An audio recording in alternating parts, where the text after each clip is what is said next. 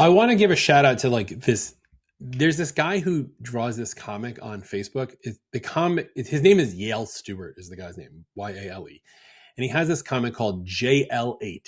And it's about the Justice League as second graders. And it's amazing. And he's been doing it for a couple of years.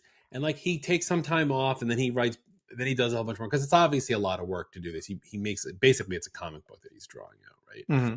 And he hasn't been sued by DC. So if anyone's working at DC, don't go after him. He's great, whatever. But I love when there's like interactions that don't make any sense. So like there was one of my favorite ones is 8-year-old Superman is walking down the hallway and he keeps going thwip, thwip, thwip. And 8-year-old Batman comes over. He's like, what are you doing? And Superman's like, oh, I'm playing Spider-Man. Thwip, thwip, thwip. And he's making the hand motion to like pretend that he's shooting webs. Like the idea that Superman is pretending to be Spider-Man as an 8-year-old playing is amazing to me. Yeah, I can understand that. It's a really good comic. It's super wholesome. And it's really funny when like other people show up. Like years ago when he first started, like the Martian Manhunter came as like the new kid to school. And like he was being like shy and afraid. But like all the other Justice Leaguers came were like, let's play games. And like he showed them how he can like phase through stuff. And they were like, he's cheating at dodgeball or some ish like that. Check it out. It's on Facebook. JL and then the number 8. JL8 by Yale Stewart. That's my thing. Okay. I got nothing else.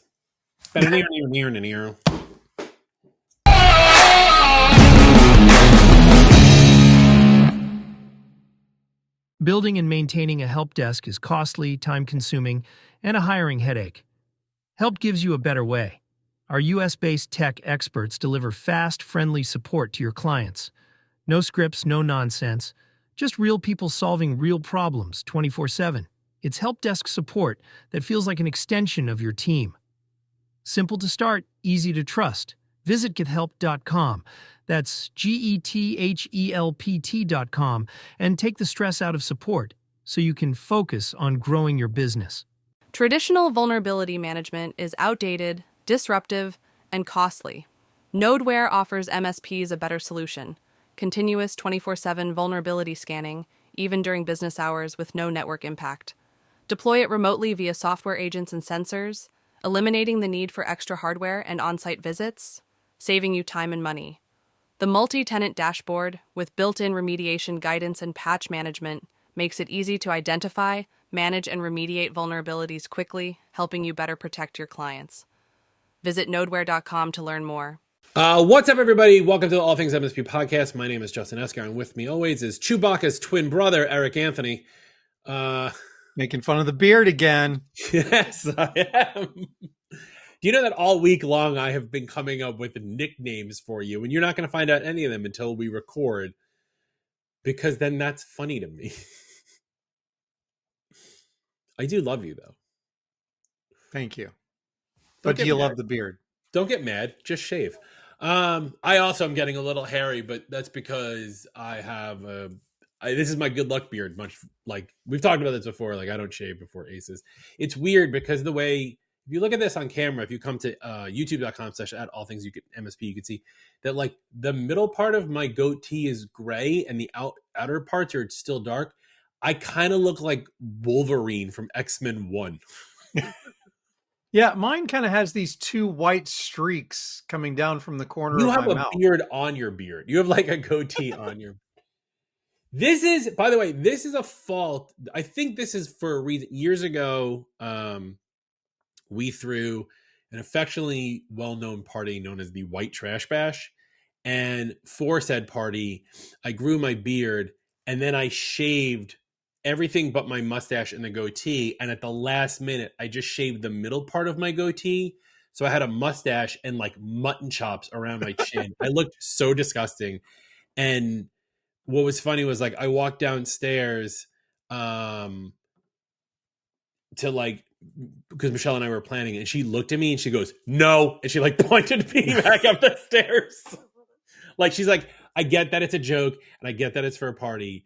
You're not doing that for the next 4 hours or whatever. But no. The answer is no.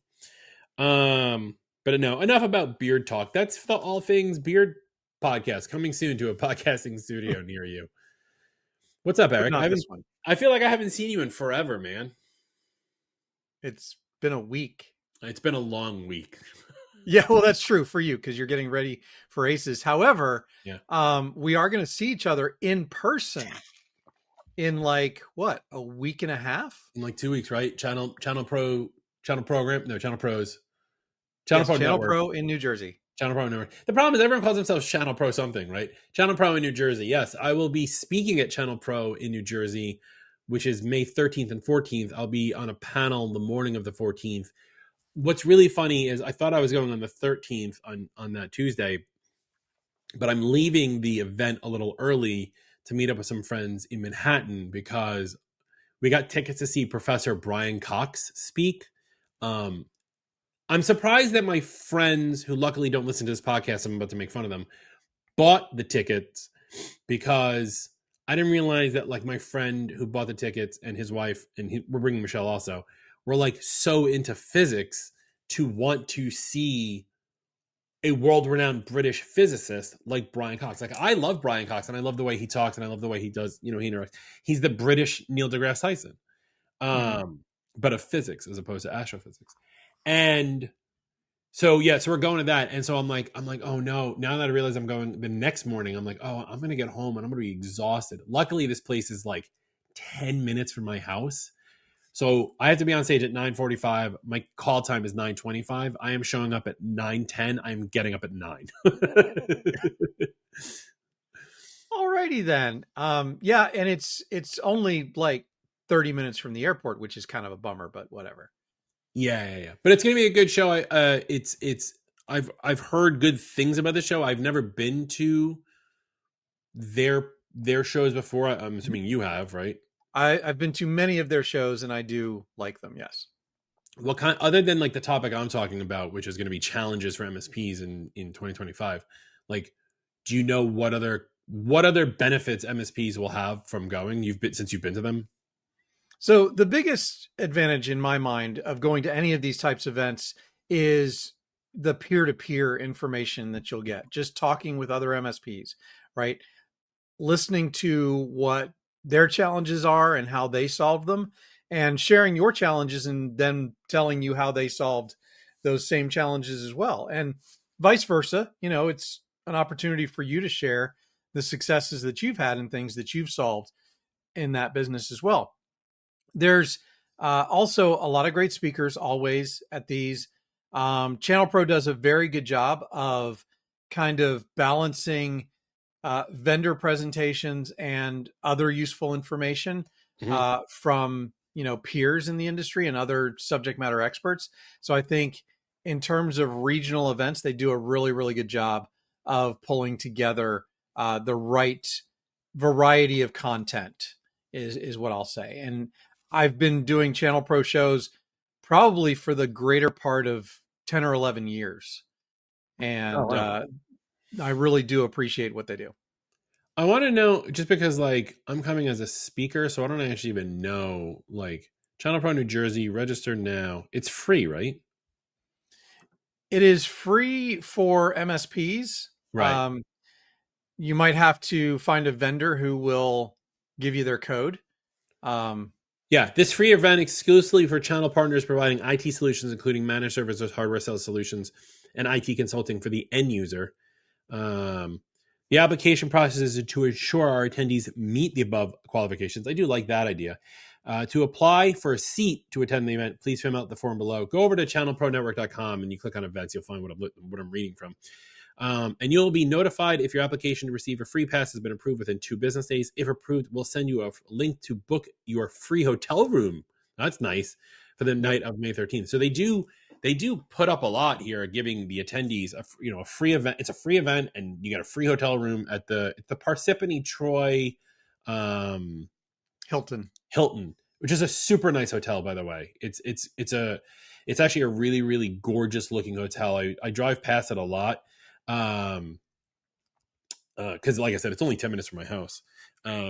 But yeah, I'm excited to be speaking at Channel Pro. I'm actually going to be doing the one in New Jersey, and I'm also doing the one in LA in November, which I'm super excited about as well. So a lot of stuff. Yes, I am a little stressed out. ACES conference. When this comes out, I believe ACES conference will be happening right now. So here's, if you want like a good like timey-wimey mind mess, you're listening to me right now in your car while I am currently on stage in Austin introducing the next speaker at my own event. Yep. Because this will come out on Tuesday. What is that? May 6th. Yeah, that sounds right. Yeah. And by the way, the Channel Pro is the week after that. And right, if you need a vendor code for that event, you can use EGVIP. Okay, just putting it out there. EGVIP. Correct. That's a good code. I like that code. All right. Well, let's get into today's topic. Enough about events and our lack of shaving abilities. So last week, if you're listening in order, this makes sense. And if you're not listening in order, go figure out what last week's episode was, and you'll understand why I'm saying last week.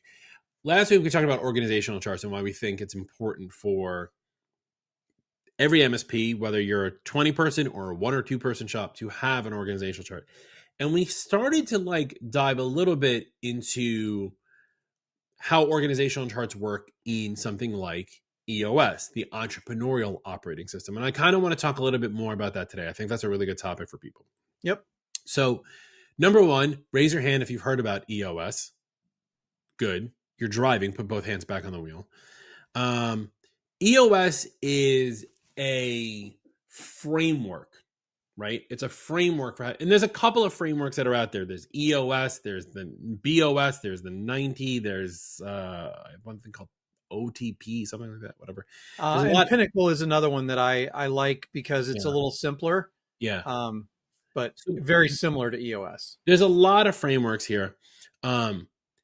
But EOS is probably the most famous, I think, of all of them. Correct. It was created by a guy named Gino Wickman, and he has a couple of books. There's his initial book is called Traction, which is a good book. It teaches you about EOS, and then there's another book. I think it's called Rocket Fuel, which is a story. It's like a fictional book around the concepts of EOS. So there's 2 great books by this guy. And like I said, it's a framework. It's not software. This isn't something that it's not plug and play. You don't download it from the internet or try to get it from, BitTorrent or whatever. Like this is a business framework that you can use. So from what I know of EOS, and I'll let you chime in a second. When you're writing out your org chart, we talked about like you have your different functions, right? As opposed to like owner and then people, right? You have like your CEO, your CTO, your CRO, your CHRO, CFO, but you have to put functions. In EOS, what I think is really interesting is like the top box is the visionary, and the second box, which is one line down and no one else across, is the implementer. And then from there, you bring about everything else, including finance, marketing, sales, tech support, et cetera, et cetera. And I love that because I've always found myself, because not always is the CEO the visionary, number one. Most of the time it is. But like, I've always found myself to be way more of a visionary than an implementer, right? Like I will bring an idea to my team and say, make this happen. And I leave it to my team to tell me to go kick rocks. Yeah. Well, and to be fair, that's kind of the implementer or the organizer's job. Right. So visionary and implementer is basically because those 2 personalities don't frequently exist in the same person. And if they are, they're probably schizophrenic. So that's why there's the separation, right? Because a lot of times you have a person who's focused on the forward thinking of the business. Where is this business going to go? What can we do that's new that is going to bring us into the future of the business?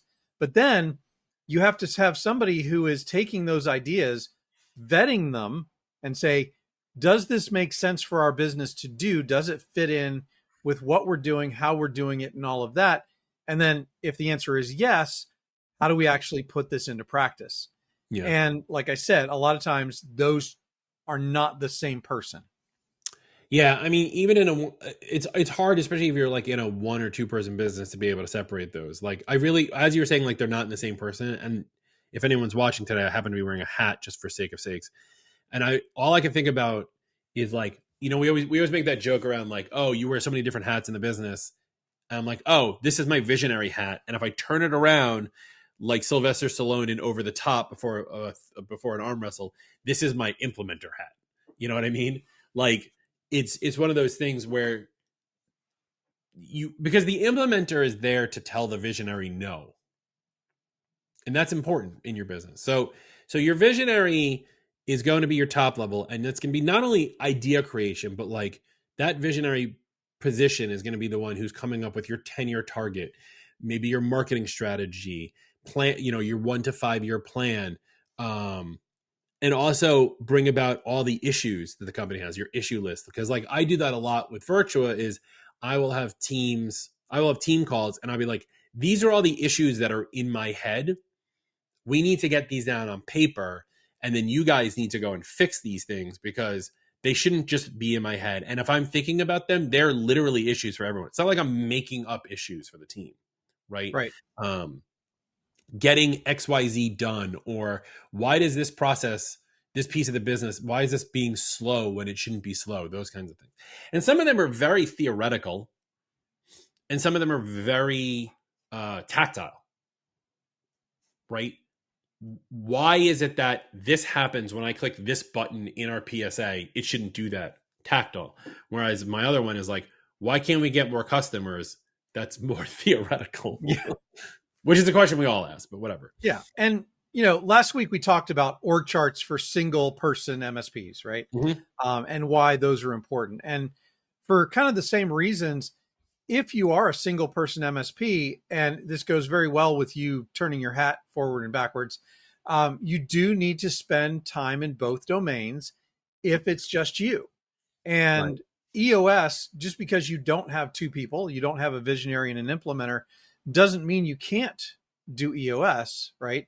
Or maybe something simpler, but it does mean you need to spend time in both domains and actually say, for these 2 hours, I'm going to work as a visionary. For these 2 hours, I'm going to work as an implementer. That's why you do the org chart, so that you can manipulate your time properly to make sure you're doing the different jobs that you need to do, which can be hard if you're just doing it kind of off the cuff, because you are naturally going to be drawn to certain tasks because of your personality and because of your background. The ones you like to do as opposed to the ones you don't like to do. Yeah. Correct. But if you specifically schedule time for the different roles that you have to do, it'll be much easier to switch between those roles to get that work done. So I'm looking at an EOS org chart here. And like we said, the visionary is on top, and that's the one who's coming up with new ideas, new products, new services, thought leadership, planning, things like that. Right under, you have your integrator, lead, manage, and accountability, implement the vision, implement EOS, business reporting and forecasting, and executing the business plan that came from visionary. From the integrator, we split into this is a generic one, so it doesn't necessarily encompass MSP. Like, it encompasses MSP, but it encompasses all businesses. But from there, you have three sections that EOS kind of gives you. Sales and marketing, which is your strategy, department reviews with your team, content marketing, implementation, things like that. There's a box for operations, production strategy and implementation, capacity, forecasting and reporting, process development, and then a section for finance and admin, budgets, AR, fiscal reporting, et cetera, et cetera. And then from there, you can break it down. You may even, as an MSP, have in that same line across, you might have, infrastructure, networking lead who's going to be in charge, or tech lead who's in charge of all of the tech team and reporting, how many tickets are being closed, who's doing the best, who needs to get certifications, et cetera, et cetera. But it all flows upwards. And like, it's very easy to look at this and flip it as CEO, president, directors, right? So It's like, it's very easy to look at an org chart and one that you may already have, and flip it to be an EOS or org chart. I think the big piece, and we're driving this point home today, I think, is that visionary integrator position, because it's very easy. I mean, if you're a 1 or 2 person shop, it's a little tougher, but in a bigger shop, we always say like work on the business, not in the business. This is a literal translation of that, because Right. the visionary is very much told many times in the EOS books, including Rocket Fuel, get out of the trenches. And like, we also say, like, it's once in a while, it's a good time. It might be good as the CEO to like do tier 1 just to show your team that you can still do it, or something like that. Right.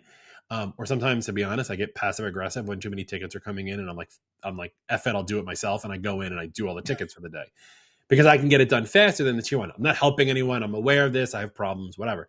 But separating yourself out allows you to do things. And I kind of feel that I'm slowly getting more and more into the visionary role from the integrator. I'm doing less day to day with tier 1 tickets. I'm mostly talking to my team, and I have 2 integrators, I would say, working on projects that I'm coming up with.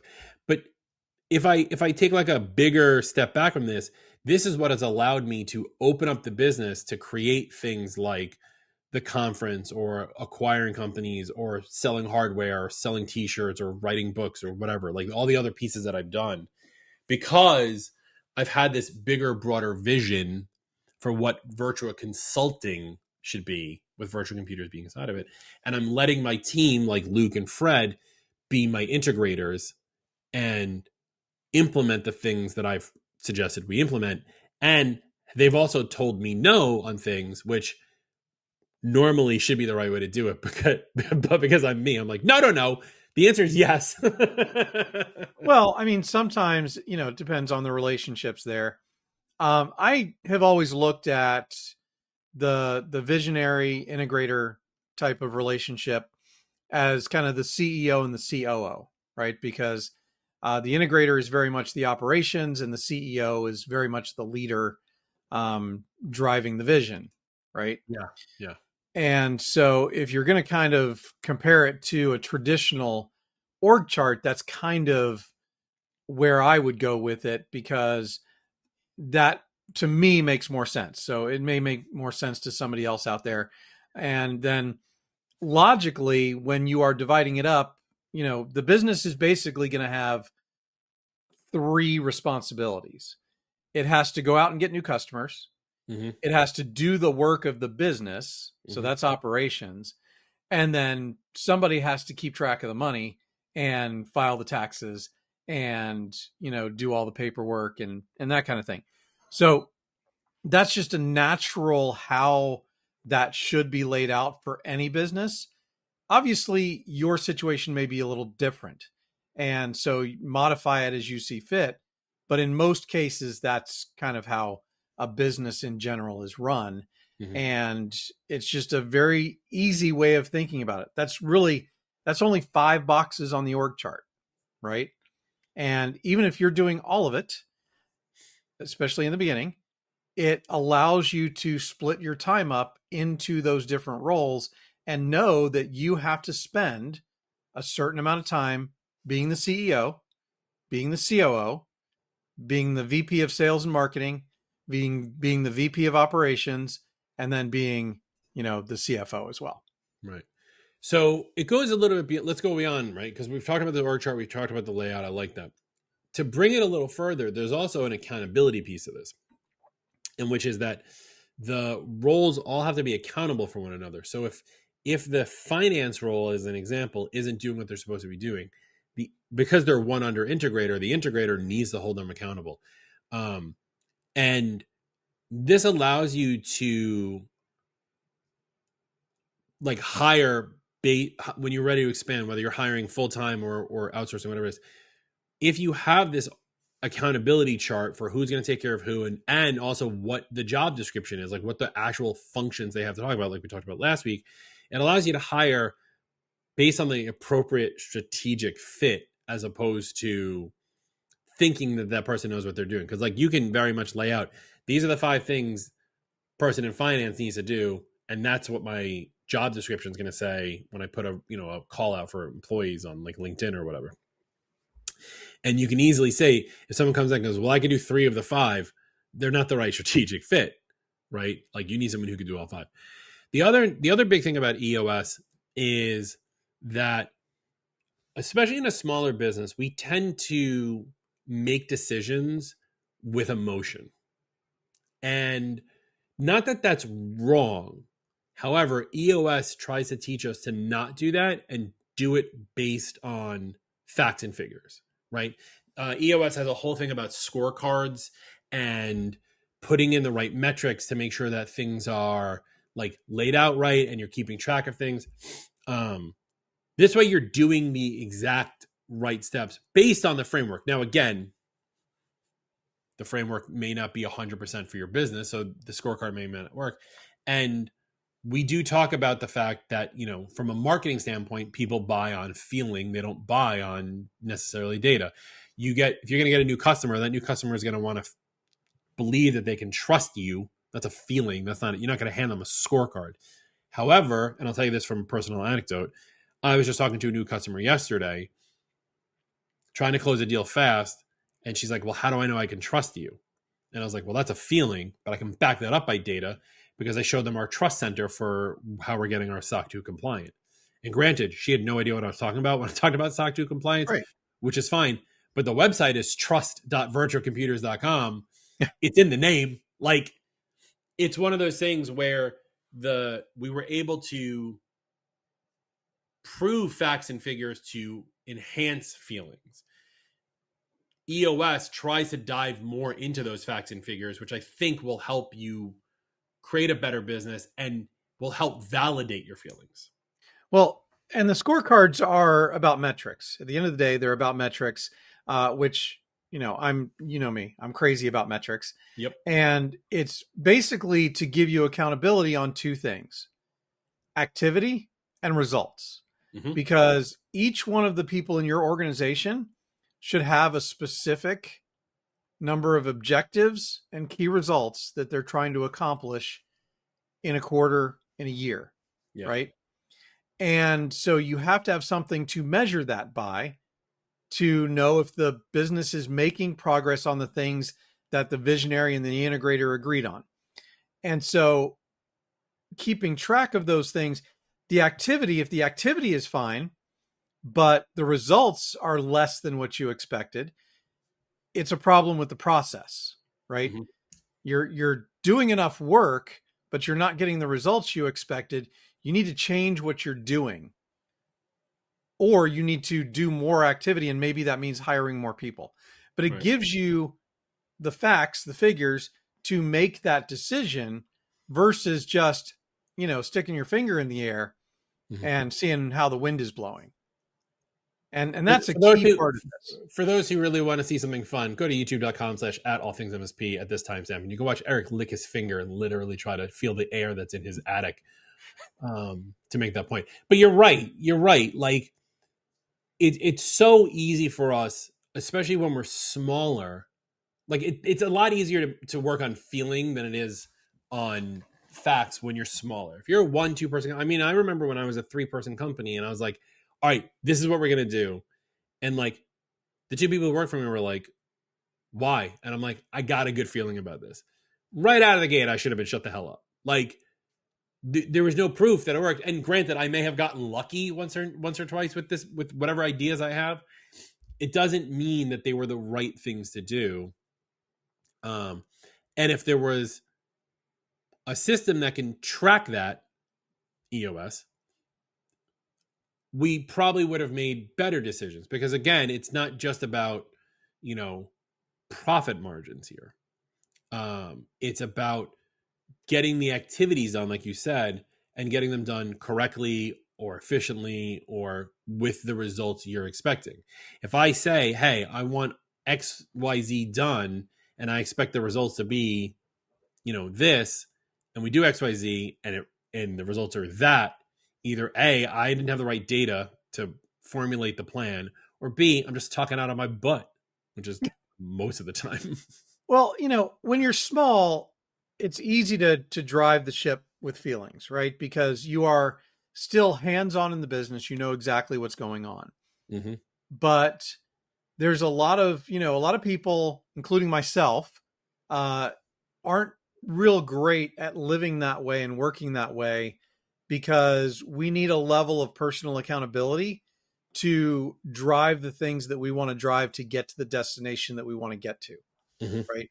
And for me, that's a lot of it when it comes to my own personal productivity and my own framework for getting shit done. But as soon as you add those other employees, without a scorecard, it's even more than just accountability. The scorecard acts as almost a roadmap for those employees. Once you give them a scorecard to fill out, there is no question of where they're supposed to focus their activity and the results that they're expected to bring in. And that drives success.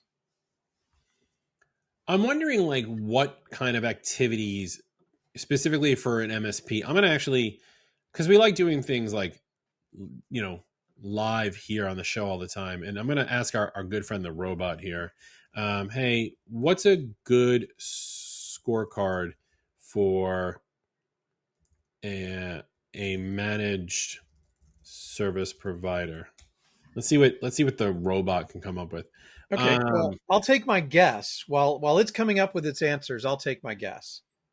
So you've got to have something to measure net new revenue. And by that, I mean new customer acquisition, right? So your scorecard for sales and marketing would be, how many outbound reaches are we trying to make? How many social media posts, how many outbound calls, et cetera.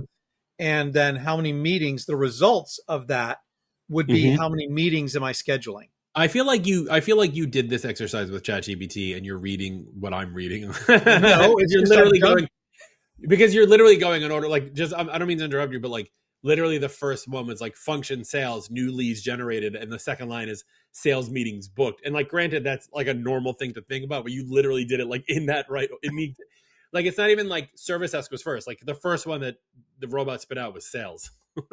Yeah. And then, who knows, maybe I can keep this streak going. Okay. I don't know if it does operations next, but we'll follow the EOS framework. So I'll go with, in terms of operations, it is tickets handled, right? And the results, because the activity is the tickets, the results is going to be a CSAT or an NPS score. CSAT is on there. Yep. Okay. CSAT's on there. And then we have revenue, right? And revenue doesn't necessarily have an activity, because all the activities in operations and in sales are what are the activities leading up to revenue. But, obviously revenue is the kind of leading indicator of profitability. And so that's where I would kind of do the revenue didn't make the list. So here's just a couple of, so you have your sales function, right? New leads generated, sales meetings booked, proposal sent, and deals closed. Those four in order. That's obviously your entire life cycle of a sale. Right. But what's more important is that there are target numbers. So like you should be hitting 10 new leads, booking 5, sending 3 proposals, and closing 2 deals, which I'll tell you this, my ChatGPT is giving a lot of leeway on that one. Yeah. All right. Service desks. Service desk has tickets opened, which would be less than 100, which makes sense. Tickets resolved, equal or greater than the tickets opened, makes sense. Your SLA compliance rate, how fast you're doing it based on your SLA that's in your contract, should be greater than 95%. And your average first response time, I like this one, less than 15 minutes. Next, you have your knock/security. Patching success rate should be greater than 98%. And critical unresolved alerts that are greater than 24 hours should be 0. Operations, you mentioned CSAT score, so that gave it a greater than or equal to 4.5 or 5. Time to invoice, less than 5 days. This one I thought was interesting. Device onboarding time, less than 2 days. 2 days. I find this hilarious because I literally have clients who do not believe me that it takes 2 days to onboard anyone. Someone is like, why can't I hire them today and have them up and running in 2 hours? And I'm like, because that's not how the internet works. Leadership. I look forward to your tweets and emails about that one. Leadership, employee scorecard completion rate. So here you have like, this is a good check and balance. 100%. You should have 100% completion rate. L10 meetings, which is an EOS language thing. 8 out of 10, and issues solved across the board greater than 3. So there's some really good, good scorecard metrics here that you can use as a takeaway. I do, like I said, I think it's giving a little bit of leeway on the sales thing, because like getting 10 new leads a week, or I don't know if it's a week or a month. It doesn't even say. Your mileage may vary, right? It's all you have to say about that. It really depends on how much time you have to dedicate to sales and marketing. Right. I still feel, I mean, we're going to get in the weeds on that one, but like, I still feel like that there's a lot there. So there's, like I said, there's a lot here where as this framework, you're building out your org chart, you're building out job descriptions, and you're building out accountability, and it's giving you the tools to stay on track of that accountability to make your business better. Now, you must be saying to yourself, well, Justin, if this thing is so great, why haven't you done it? That's a good question. I don't have an answer for that, to be honest. Like I have heavily looked into this. And not that we don't subscribe to this particular framework, but the way my business has been built out, we've kind of just fallen into that. And like I was saying earlier about how I'm not, with the exception of the days where I get passive aggressive about it, I'm not really doing tier 1 tickets anymore. I chime in when I need to, or if one of my techs needs help. But for the most part, I'm coming up with new ideas and trying to find new ways to make the business better, more efficient, whatever it is. And that might be if you've listened to the last couple episodes, doing this hospitality guidebook that we're writing. Like, that was a visionary idea that I had to make my business better, all the way down to, I literally had an idea today that I messaged Fred, which I'm not going to mention here because I don't want anyone to steal it. But like, we're thinking of changing phone systems. We're thinking about how that phone system interacts with our PSA. We're thinking about, hey, there's no integration out there. We can build something and sell something. That's a visionary idea. Fred's job is to come back to me and say, yeah, we can do it. No, we can't. And then go get it done. So like, we've kind of just slowly fallen into it. And I'll admit, I've read half of Rocket Fuel, but again, we've talked about this. I'm not a good reader, and I don't have time to listen to audiobooks as much as I want to. Actually, if you go back a couple episodes, we've talked about how the fact that I should be listening when I walk the dogs. I have, just as a point of reference, and I'm telling Eric for the first time here live, I have for the last couple of days been taking my headphones, putting them on to go walk the dogs. And then I go, should I listen to my book? No, I'm going to go watch TikTok instead. So like, I'm setting myself up and then still failing. Working on it. I'm working on it. And in the meantime, since that podcast came out, probably 4 weeks ago? Yeah. Something like that. Yeah. I have read or listened to, I've read almost one book. I'm probably only about 20 pages away from finishing one book. And then I have listened to 1.5 books since then on audio. By the way, 5 a.m. Club, absolutely recommend, especially the first half of it anyway. And then the one that I'm halfway through and so far very happy with is the Miracle Morning. So if you are struggling with getting stuff done in the morning, definitely recommend those two. I mean, I'm sure I'd have more time if I wasn't shaving as much as you're not shaving. I'd have more time to listen to books. And getting up at 4:30 in the morning. Not doing that either. And walking 4 miles a day. It's let me get through next week. It's and timey-wimey. I said next week. I meant last week when you're listening, or this week when you're listening to it, and then by the time I listen to it, it'll be last week. It's weird. Anyway, my point though here is, there are a lot of frameworks out there that can be used to make your business better. And I'm not saying you need to subscribe to any one of them. What I am saying is, if you're legitimately thinking of making your MSP better, you should at least be aware of the ones that are out there and if you're not going to like hardcore, and keep in mind, I have friends in the industry who have hardcore gone in on EOS, BOS, whatever, and they love it. They've proven over and over again that it works. So I know that it does work. But if you're not the kind of person to be able to go in on that, or you feel like you're like, there are people who are out there who are like, who mentally cannot handle a framework like this, not in a bad way, but like just because they think frameworks are Ponzi schemes. That was actually that the one person who yelled at me about a framework literally was like, it's a Ponzi scheme. And I was like, I don't think you know what a Ponzi scheme is. But like, go out there and do a little research on EOS, BOS, the 90, Pinnacle, whatever. See what they're about. Ask Robot for some information. That's always a good thing. And then see how that can fold into your business. See how that, like, how you as a 1 or 2 person shop can see how that would fold in. And like we talked about last week about building out your org chart, build out your accountability chart. Because whilst, yes, you might talk for 1 minute with your hat forward, and you might talk another minute with your hat backwards, but your hat also can go left and it can go right. I mean, you look silly doing it, but like the fact that you can always change hats.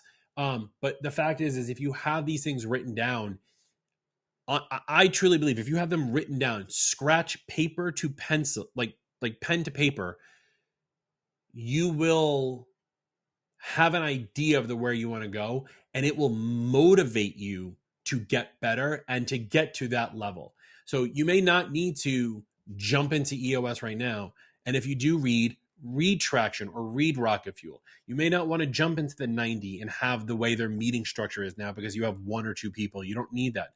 But look at how that format is and look at what those core concepts are and how can you apply those to your business? Because I truly do believe that if you do even the modicum of research on any of these, your mind will open up to so many different possibilities of how you can structure your business. And to be honest, for those who are listening, if you go do this, there's what, 6,500 people, 7,000 people in the ETMSP group, right? If all 7,000 of you do this, there's 40,000 MSPs that are out there.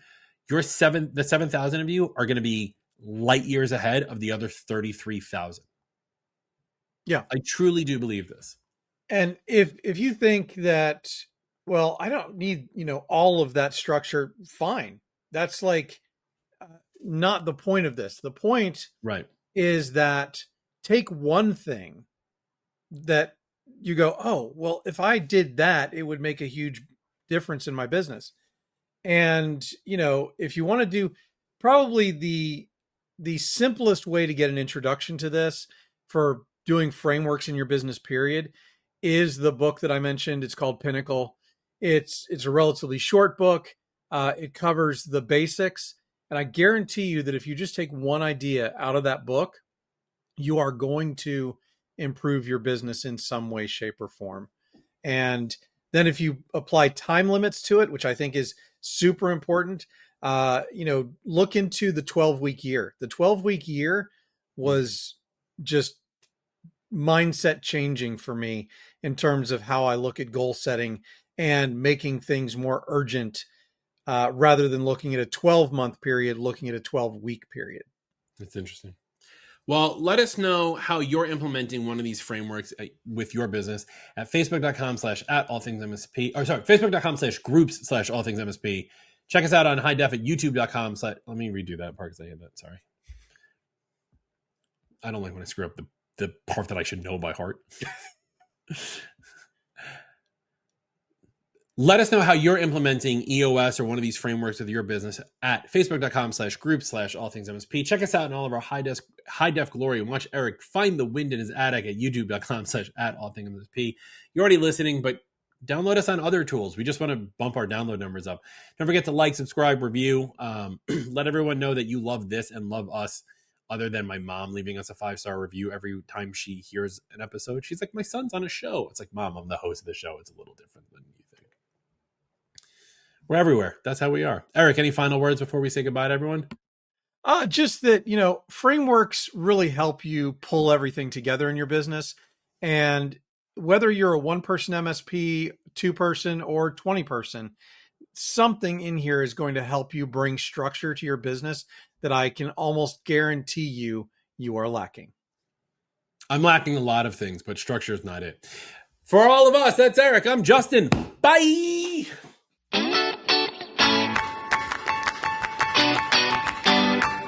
Thank you for listening or watching the All Things MSP podcast. If you liked this episode, go ahead and give us a thumbs up, hit that like button, and consider subscribing to catch all our weekly episodes. And from your host extraordinaire, Justin Esgar, and myself, Eric Anthony, your humble producer and All Things MSP founder, thank you very much for spending your time with us. If you are not aware, All Things MSP started as a Facebook group and now supports over 6,000 members. We also have a LinkedIn page for those of you who don't do Facebook, and make sure to check out our YouTube channel for even more content. A special thank you to our elite sponsor, CoreView, helping you manage your Microsoft 365 tenants instead of them managing you. And a big thank you to our premier sponsors, EasyDmark, Helped, GoZinta, MoveBot, and Nodeware. And thank you to the rest of our sponsors. Without sponsors, we could not do what we do for the MSP community. Please consider checking them out. The All Things MSP podcast is a BizPow LLC production. The views and opinions of the hosts and guests are their own and do not reflect the thoughts and opinions of any employer, vendor, sponsor, or random taxi driver in the Metro DC area. Be sure to join us next week for another exciting episode.